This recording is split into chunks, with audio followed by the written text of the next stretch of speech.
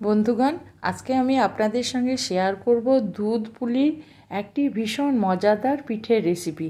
আর তৈরি করা ভীষণ সহজ। আর এই জন্য আমি প্রথমেই গ্যাসের মধ্যে একটা প্যান বসিয়ে দিয়েছি। প্যানের মধ্যে দিয়ে দিলাম 2 কাপ জল। জলটা দেওয়ার পর আমি দিয়ে দিলাম স্বাদ মতো লবণ আর দিয়ে দিলাম আমি 1 চামচ ঘি।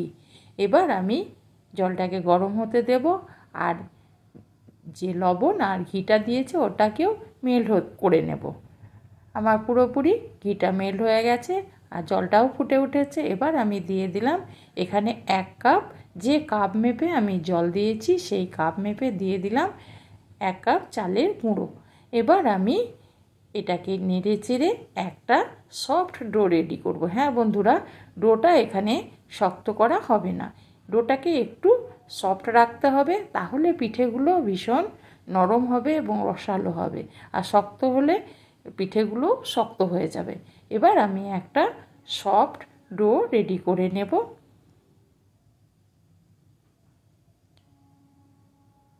এইভাবে আমি সফট ডোটাকে রেডি করে নেব। সব আমার ডোটা রেডি হয়ে গেছে। এবার আমি এটাকে গ্যাসটাকে বন্ধ করে দেব, দিয়ে থালার মধ্যে ঢেলে নিলাম। এবার আমি এটাকে ঠান্ডা করে নেব। হ্যাঁ বন্ধুরা, পুরোপুরি একদম ঠান্ডা করে ফেললে হবে না।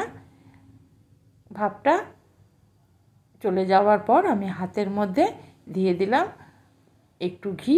ঘিটা দেওয়ার পর আমি এটাকে কিছুক্ষণের জন্য ডলে ডলে মেখে নেব। আর যত বেশি ভালো মাখা হবে পিঠেটাও তত সফট হবে। আমার ডোটা রেডি হয়ে গেছে। এবার আমি আবারও একটু হাতে ঘি লাগিয়ে নিলাম। এবার আমি ছোট ছোট করে লিচি কেটে এভাবে গোল করে গোল শেপ দিতে পারেন, কিংবা অন্য রকমের শেপ এইভাবেও দিতে পারেন। আমি বন্ধুরা এখানে গোল শেপ দেব না, এভাবে আমি একটু লম্বা লম্বা শেপ দিয়ে নেব। হাতের তালুর মধ্যে প্রথমে গোল শেপ করে নেব, তারপরে একটু লম্বা টাইপের করে নেব। আর লিচিগুলো একটু ছোট ছোট হবে।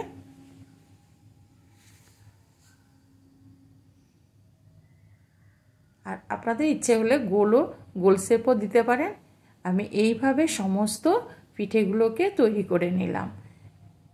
এবার বন্ধুরা আমি আবারও ওটাকে পরিষ্কার করে ওই প্যানটাকে আবারও বসিয়ে দিলাম। এবার আমি এখানে দিয়ে দিলাম 500 গ্রাম দুধ। দুধটা আমি আগেই ফুটিয়ে রেখেছিলাম, সেটাকে দিয়ে দিলাম। আর দিয়ে দিলাম 2টো এলাচকে আমি একটু ফাটিয়ে নিয়েছি, সেটাকে দিয়ে দিলাম। এবার আমি এটাকে একটু গরম করে নেব, মানে পুরোপুরি খুব গরম না, একটু গরম করে নেওয়ার পর আমি এখানে দিয়ে দিলাম বড় 1 হাতা বা 2 চামচ, 4 চামচের 2 চামচ গুঁড়ো দুধ, এই দুধের স্বাদটা বাড়ানোর জন্য। হ্যাঁ বন্ধুরা, একদম ফোটানো অবস্থায় দিলে হবে না, একটু গরম হলেই গুঁড়ো দুধটা দিয়ে দিলে গুঁড়োটা খুব সহজেই মিশে যায়। আর ফোটা অবস্থায় দিলে ওগুলো দলা পেকে যায়। এবার আমি নাড়তে থাকবো, দিয়ে কিছুক্ষণ ফুটিয়ে নেব। দুধটাকে আমি কিছুক্ষণ এভাবে ফুটিয়ে নেওয়ার ফলে দুধটা একটু গাঢ় হয়ে যাবে। আর যত গাঢ় হবে দুধটা তত কিন্তু পিঠেটা খেতে ভীষণ মজা। আর এই মজাদারির জন্য আমি এখানে দিয়ে দিলাম, আমি দুধের টেস্টটা বাড়ানোর জন্য আমি এখানে দিয়ে দিয়েছি গুঁড়ো দুধটা। এভাবে আমি মিনিট 10 একইভাবে জাল করে নেব।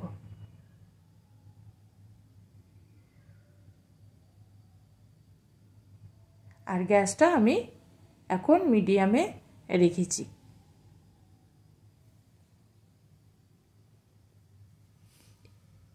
আবারও আমি এইভাবে, দেখুন বন্ধুরা, দুধটা অনেকটাই কমে গেছে বা ঘন হয়ে গেছে। এবার আমি গ্যাসটাকে একটু কমিয়ে দেব, দিয়ে দুধটাকে ফুটিয়ে নেব। হ্যাঁ বন্ধুরা, এবার আমি একদম পুরোপুরি বন্ধ করে দিয়েছি গ্যাসটা। এবার আমি নিয়ে নিলাম কিছুটা খেজুর গুড়ের পাটালি। এবার এইটাকে আমি গ্যাসটাকে বন্ধ করে দেওয়ার পর খেজুর গুড়ের পাটালিটা দিয়ে দেব। সম্ভবত যদি গরম অবস্থায় বা গ্যাস জ্বালিয়ে এই খেজুর গুড় দুধের মধ্যে দেওয়া যায়, তাহলে কিন্তু দুধ কেটে যাওয়ার সম্ভাবনা থাকে। আর যদি বন্ধুরা গ্যাসটাকে একদম বন্ধ করে দিয়ে যদি আপনি খেজুর গুড়ের পাটালিটা ব্যবহার করেন, তাহলে কিন্তু দুধের কোনো কাটার সম্ভাবনাই থাকে না। এবার পুরো দুধের সঙ্গে আমি গুড়টাকে মিশিয়ে নেব। তারপর আমি গ্যাসটাকে আবারও জ্বালিয়ে দেব। পুরো গুড়টা দুধের সঙ্গে মিশে গেছে। এবার বন্ধু আমরা গ্যাসটাকে বাড়িয়ে দেব বা গ্যাসটাকে জ্বালিয়ে দেব। এবার আবারও আমি কিছুক্ষণ এইভাবেই জাল করে নেব, কারণ গুড়টা দেওয়ার ফলে দুধটা আবারও কিছুটা তরল বা পাতলা হয়ে যাবে। তার জন্য আমি আবারও কিছুক্ষণ এইভাবে মিনিট 5 একইভাবে জাল করে নেব।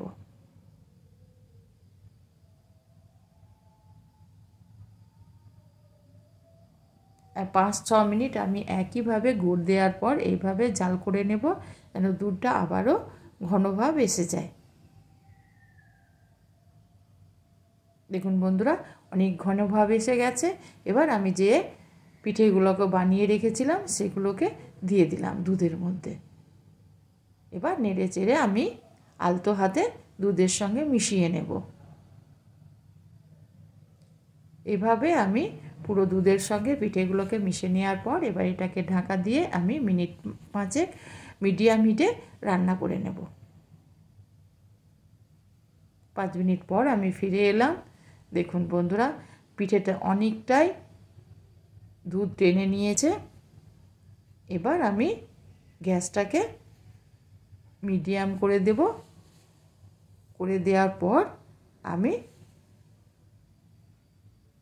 গ্যাসটাকে বন্ধ করে দেব। তারপর আমার পিঠেটা রেডি হয়ে গেছে।